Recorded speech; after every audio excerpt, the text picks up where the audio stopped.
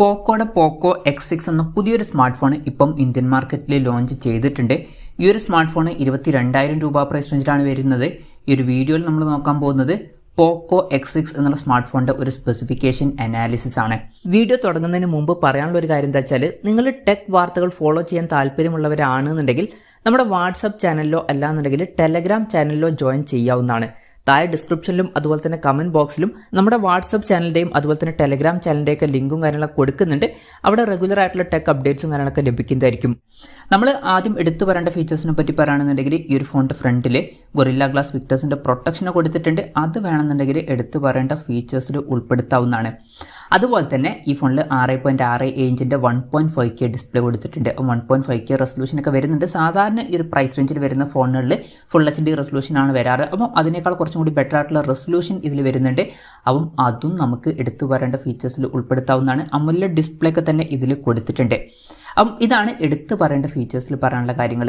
ഇനി ഈ ഒരു പ്രൈസ് റേഞ്ചിൽ വലിയ തരക്കേടില്ല എന്ന് തോന്നിയിട്ടുള്ള ഫീച്ചേഴ്സിനെ പറ്റി പറയുകയാണെന്നുണ്ടെങ്കിൽ, ബാക്കി ഫീച്ചേഴ്സൊക്കെ നമുക്ക് ഈ ഒരു സെക്ഷനിൽ ഉൾപ്പെടുത്താവുന്നതാണ്. ഇപ്പോൾ ഡിസ്പ്ലേയുടെ കാര്യത്തിൽ തന്നെ പഞ്ചോൾ ഡിസൈൻ വരുന്നുണ്ട്. പഞ്ചോൾ വരുന്നത് ടോപ്പ് സെൻറ്റർ ഭാഗത്തായിട്ടാണ്. 120 ഹെർട്സിന്റെ റീഫ്രഷ് റേറ്റ് സപ്പോർട്ട് ചെയ്യുന്നുണ്ട്. അതുപോലെ തന്നെ 240 ഹെർട്സിന്റെ ടച്ച് സാമ്പിളിംഗ് റേറ്റും ഇതിൽ വരുന്നുണ്ട്. ഡോൾബി വിഷന്റെ സപ്പോർട്ടും കാര്യങ്ങളൊക്കെ ഇതിൽ വരുന്നുണ്ട്. പീക്ക് ബ്രൈറ്റ്നസ് വരുന്നത് 1800 നിറ്റ്സ് ആണ്. അപ്പോൾ ഡിസ്പ്ലേ ഫീച്ചേഴ്സ് നമ്മൾ മൊത്തത്തിൽ നോക്കുമ്പോൾ മൊത്തത്തിൽ എടുത്തു പറയേണ്ട ഫീച്ചേഴ്സിൽ തന്നെ ഡിസ്പ്ലേ ഫീച്ചേഴ്സ് ഉൾപ്പെടുത്താവുന്നതാണ്. അപ്പോൾ നല്ല ഡിസ്പ്ലേ ഫീച്ചേഴ്സ് ഒക്കെ വരുന്നുണ്ട്. In display finger print sensor ഈ ഫോണിൽ കൊടുത്തിട്ടുണ്ട്. ഫോണിന്റെ വെയിറ്റ് വരുന്നത് 187 ഗ്രാം ആണ്. അതുപോലെ തന്നെ തിക്നെസ് വരുന്നത് 7.98 mm ആണ്. പിന്നെ ഈ ഫോണിൽ IP54 റേറ്റിംഗ് സപ്പോർട്ട് ചെയ്യുന്നുണ്ട്. ഈ ഫോണിന്റെ mirror black, snow Storm white എന്നീ കളർ വേരിയൻസ് ആണ് ഇപ്പം ഇന്ത്യൻ മാർക്കറ്റിൽ ലോഞ്ച് ചെയ്തിരിക്കുന്നത്. പ്രോസസറിന്റെ കാര്യത്തിലോട്ട് വരികയാണെന്നുണ്ടെങ്കിൽ, സ്നാപ്ഡ്രാഗൺ 7S Gen 2 എന്ന പ്രോസസറാണ് ഈ ഫോണിൽ കൊടുത്തിരിക്കുന്നത്. ഈ ഒരു പ്രൈസ് റേഞ്ചിൽ ഇത് അത്യാവശ്യം തിരക്കുള്ള നല്ലൊരു പ്രോസസർ തന്നെയാണ്. പിന്നെ ഈ ഒരു പ്രോസസർ എന്ന് പറയുന്നത് പഴയ സ്നാപ്ഡ്രാഗൺ 778G എന്ന പ്രോസസറിന്റെ ഒക്കെ ലെവലിൽ വരുന്ന ഒരു പ്രോസസറാണ്. അപ്പോൾ നല്ലൊരു പ്രോസസറും ഇതിൽ കൊടുത്തിട്ടുണ്ട്. 5G സപ്പോർട്ടും കാര്യങ്ങളൊക്കെ വരുന്നുണ്ട്. പിന്നെ ഫോണിന്റെ ബേസ് വേരിയന്റിൽ 8GB റാമും 256GB ഇന്റേണലാണ് വരുന്നത്. 12GB റാമും 256GB ഇന്റേണലുമായിട്ട് വരുന്ന വെർഷനും അതുപോലെ തന്നെ 12GB റാമും 512GB ഇന്റേണലുമായിട്ട് വരുന്ന ഒരു വെർഷനും വരുന്നുണ്ട്. LPDDR4Xന്റെ റാമാണ് ഇതിൽ കൊടുത്തിരിക്കുന്നത്. UFS 2.2 സ്റ്റോറേജ് ടൈപ്പും സപ്പോർട്ട് ചെയ്യുന്നുണ്ട്. പിന്നെ IR ബ്ലാസ്റ്റർ എന്നുള്ള ഫീച്ചർ ഇതിൽ വരുന്നുണ്ട്. ഈ ഫോൺ റിമോട്ടൊക്കെ ആയിട്ട് യൂസ് ചെയ്യാൻ കഴിയുന്നതായിരിക്കും. പിന്നെ NFC എന്നുള്ള ഫീച്ചർ ഇതിൽ സപ്പോർട്ട് ചെയ്യുന്നുണ്ട്. സ്റ്റീരിയോ സ്പീക്കേഴ്സും കാര്യങ്ങളൊക്കെ ഈ ഫോണിൽ വരുന്നുണ്ട്. ഡോൾബി അറ്റ്മോസിന്റെ സൗണ്ട് സപ്പോർട്ട് ചെയ്യുന്നുണ്ട്. 3.5mm ഓഡിയോ ജാക്ക് കൊടുത്തിട്ടുണ്ട്. അത് നല്ലൊരു കാര്യം തന്നെയാണ്. പിന്നെ Android 14 ബേസ് ആയിട്ടുള്ള HyperOS സോഫ്റ്റ്വെയർ ആണ് ഈ ഫോണിൽ വരുന്നത്. പിന്നെ ഈ ഫോണിൽ 3 കൊല്ലത്തെ OS അപ്ഡേറ്റും അതുപോലെ തന്നെ 4 കൊല്ലത്തെ സെക്യൂരിറ്റി അപ്ഡേറ്റ്സും കാര്യങ്ങളൊക്കെ ലഭിക്കുന്നതായിരിക്കും. ക്യാമറയുടെ കാര്യം പറയുകയാണെന്നുണ്ടെങ്കിൽ, ഫോണിന്റെ പിന്നിൽ ട്രിപ്പിൾ ക്യാമറ സെറ്റപ്പ് കൊടുത്തിട്ടുണ്ട്. 64 മെഗാ പിക്സൽ മെയിൻ ക്യാമറ സെൻസറാണ് ഇതിൽ വരുന്നത്. ഇതിൽ OSന്റെ സപ്പോർട്ടും കാര്യങ്ങളൊക്കെ വരുന്നുണ്ട്. ഈ ഒരു പ്രൈസ് റേഞ്ചിൽ OSന്റെ സപ്പോർട്ട് വരുന്നു എന്നുള്ളത് നല്ലൊരു കാര്യം തന്നെയാണ്. പിന്നെ 8 mega pixel ultra wide angle ലെൻസും അതുപോലെ തന്നെ 2 മെഗാ പിക്സൽ മാക്രോ ലെൻസും ഈ ഫോണിൽ കൊടുത്തിട്ടുണ്ട്.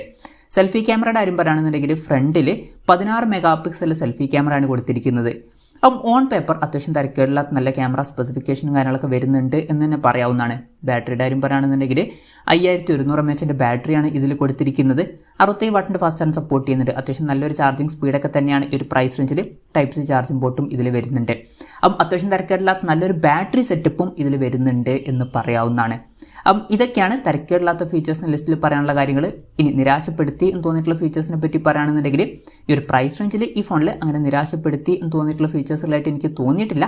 നിങ്ങൾക്ക് എന്തെങ്കിലും തോന്നിയിട്ടുണ്ടോ എന്നുള്ള കാര്യം ജസ്റ്റ് ഒന്ന് കമന്റ് ചെയ്യുക.